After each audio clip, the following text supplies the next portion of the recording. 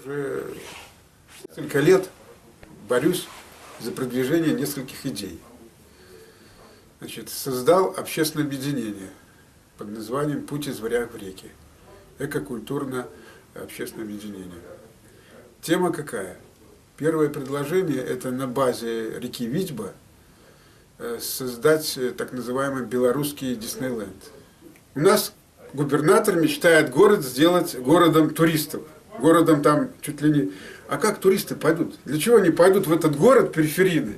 Людям надо же где-то отдыхать. У нас было около 8 парков, которые сейчас все развалены. И кто хозяин парка до сих пор, я писал письма в горисполком, до сих пор никакого ответа нет.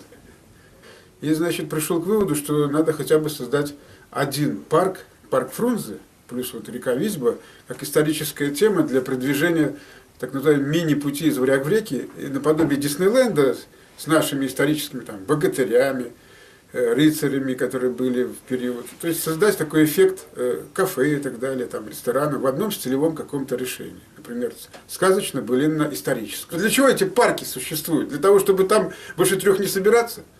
Или как? Или просто красоту навели и кругами ходить? Во-первых, прокопали вот эти траншеи и так далее, водой залили, но что дальше? А надо, чтобы было общение между, во-первых, я считаю, что это будет международное общение. На готовой инфраструктуре ее просто надо доработать. То есть в каком-то стилевом решении, например, там где-то игровые площадки сделать, где-то скульптуры поставить, где-то, как говорится, ладьи пустить вместо вот этих пластмассовых лодок, которые... Ну это же не юг, что пластмассовые лодки еще ногами крутили. Нужно все оригинально сделать. Вплоть что с парусами. А то 2 катера пустили по Двине и все. Готовая инфраструктура существует. Начиная где-то от моста Ледникова и кончая теми же пирамидами Мартынова. То есть это же путь и был. Это мало того, что этот путь связывал Западную, Восточную Европу, Север, Юг. Он по кругу ходил. То и получается, что с этой идеей уже борюсь 3-й год. Там можно создавать рабочие места. Я сторонник, чтобы город поднять, сделать его экономически выгодным.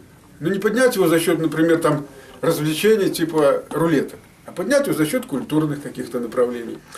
Это одна из тем. Это как бы начальная тема.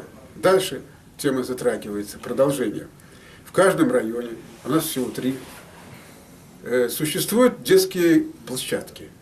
Они бесхозные, они без стилевого решения. Мысль какая? Что создать, начиная отсюда, и продолжение, создать так называемые детские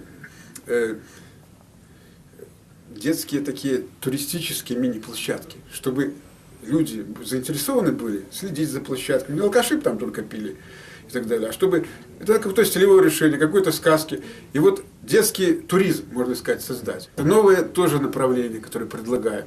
Предлагаю всем желающим участвовать, может быть,